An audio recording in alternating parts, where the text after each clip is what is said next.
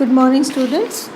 कल हम लोगों ने टैलकॉट पार्सन्स के बारे में चर्चा की थी, अमेरिकन सोशियोलॉजिस्ट, जिन्होंने प्रकारवाद में उनका क्या योगदान रहा है उसको हमने समझना प्रारंभ किया था। और कल हमने पार्सन्स के बैकग्राउंड के बारे में चर्चा की थी, उनकी जो पृष्ठभूमि है उसके बारे में चर्चा की थी।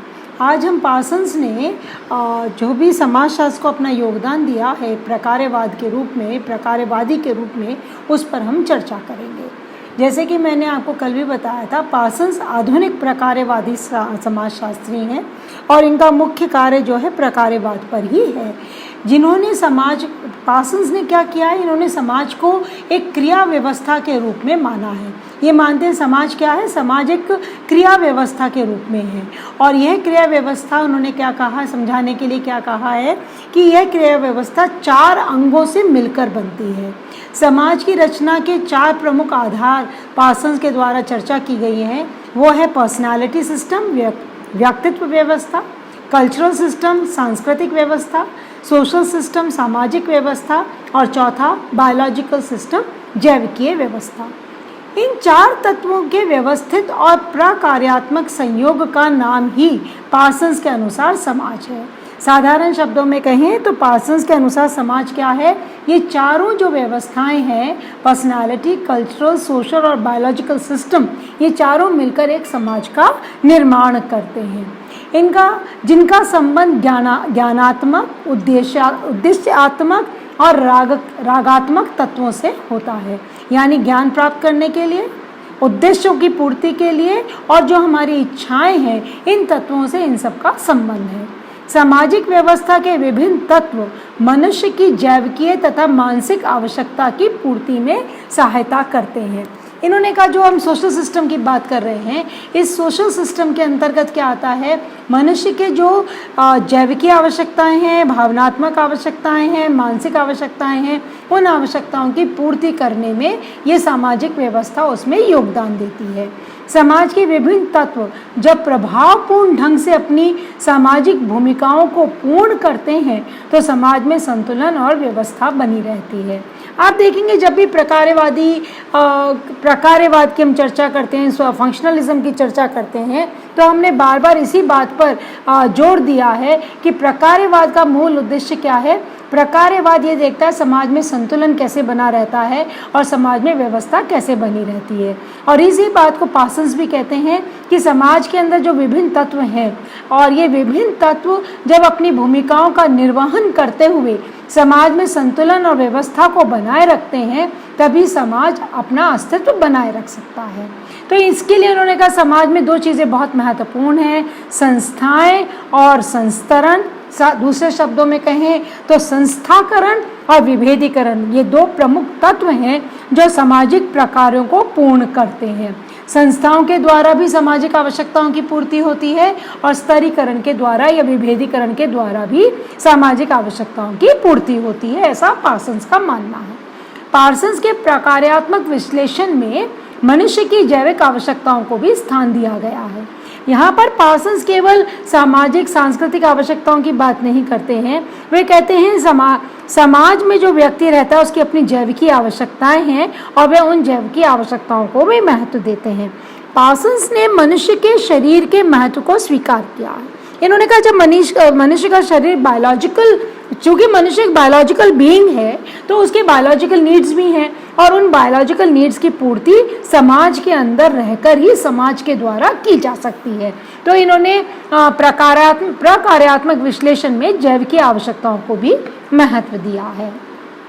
संस्थाएं इन जैविकीय आवश्यकताओं की पूर्ति में सहायता करती हैं, और जिस प्रकार समाज में व्यावसायिक नियम हैं, धर्म हैं, आर्थिक संस्थाएं आदि हैं, ये सब सामाजिक नियंत्रण के प्रमुख साधन हैं जो सामाजिक संतुलन और व्यवस्था के लिए अत्यंत आवश्यक है।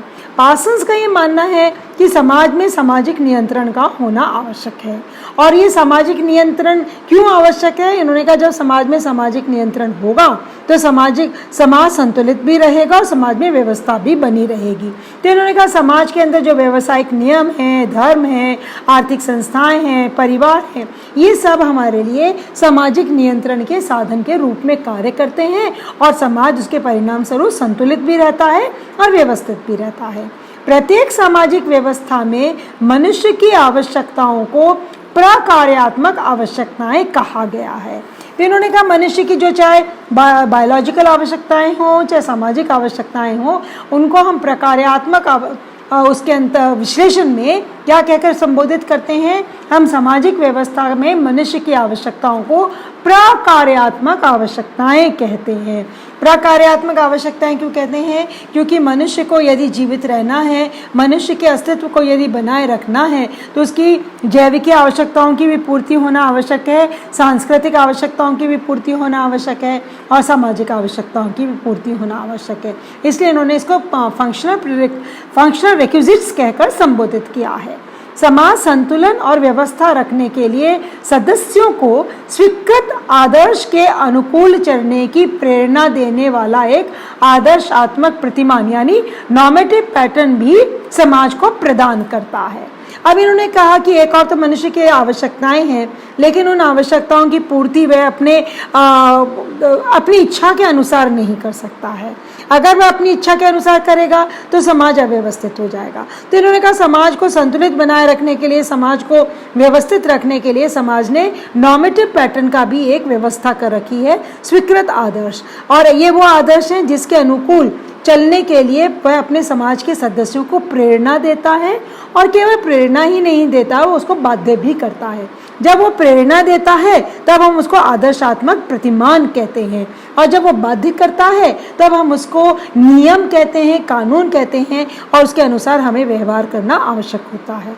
आवश्यकता की पूर्ति और नियंत्रण के साधन समाज के लिए प्रकार्यात्मक होते हैं। तो इन्होंने कहा कि ये जो आवश्यकता की पूर्ति है, ये आवश्यकता की पूर्ति के साथ साथ नियंत्रण के साधन का होना आवश्यक है। दूसरे शब्दों में या साधारण शब्दों में कहें तो आवश्यकता की पूर्ति के लिए कुछ नियम समाज के द्वारा निर्मित किए जाते हैं, और उन नियम के अनुसार ही मनुष्य को अपनी आवश्यकता की पूर्ति करनी होती है, तभी समाज व्यवस्थित रह सकता है। और इन सबको समझने के लिए संपूर्ण सामाजिक व्यवस्था को समझना जरूरी है। और आप देखेंगे पार्सन्स का जो योगदान है वह सामाजिक व्यवस्था का ही योगदान है। पार्सन्स की जितनी भी पुस्तकें हैं, प्रत्येक पुस्तक के अंदर सोशल सिस्टम उसका कोर में है, उसके प्रमुख केंद्रीय बिंदु है जिस पर वो चर्चा करते हैं। अतः पार्सन्स के विचार से प्रकार्यात्मक विश्लेषण में सामाजिक व्यवस्था की विवेचना की उपेक्षा नहीं की जा सकती है। संपूर्ण व्यवस्था को ध्यान में रखकर ही सामाजिक समस्या का विश्लेषण किया जा सकता है। पार्सन्स ये मानते हैं समाज को समझना हो, मनुष्य की आवश्यकताओं को समझना हो, समस्याओं को समझना हो, उन सबको समझने के लिए सामाजिक व्यवस्था को समझना बहुत महत्वपूर्ण है। पार्सन्स के अनुसार संपूर्ण व्यवस्था की क्रियाशीलता में सहायक समस्त दशाओं और प्रक्रियाओं का व्यवस्था के साथ प्रकार्यात्मक संबंध होता है।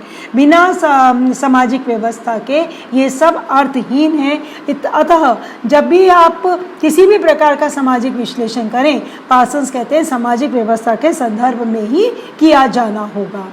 प्रकार्यात्मक विश्लेषण में उन सभी तथ्यों, प्रक्रियाओं और दशाओं की व्याख्या होनी चाहिए जिनका योगदान मानवीय व्यवहारों और सामाजिक संगठन को प्रभावित करने में होता है। तो पार्सन्स ये मानते हैं जब भी आप प्रकार्यात्मक विश्लेषण करेंगे, किनका प्रकार्यात्मक, आप जिन भी सामाजिक घटनाओं का, समाज में होने वाली प्रक्रियाओं का, सोशल सिचुएशन का, जिनका भी आप व्याख्या की है, उनकी व्याख्या कैसे होनी चाहिए, मानवीय व्यवहार और सामाजिक संगठन को वो किस प्रकार प्रभावित कर रही है, उस संदर्भ में उसकी व्याख्या की जानी चाहिए।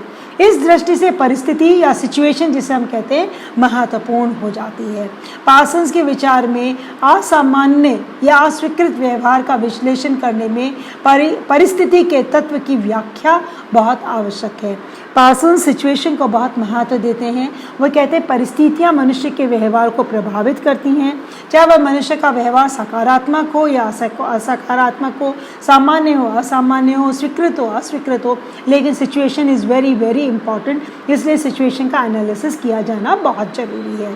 पार्सन्स के प्रकार्यात्मक सिद्धांत में जैविकी आवश्यकताओं, परिस्थितियों, प्रेरणाओं, लक्ष्यों, संस्थाओं और परिस्थितियों तथा भूमिकाओं का विशेष रूप से पार्सन्स ने इसमें सम्मिलित किया है। पार्सन्स कहते हैं कि मेरे द्वारा जो कुछ भी लिखा गया है, मेरे द्वारा जो भी पुस्तकें लिखी गई हैं, प्रत्येक पुस्तक के अंदर उन्होंने सोशल सिस्टम को महत्व दिया है।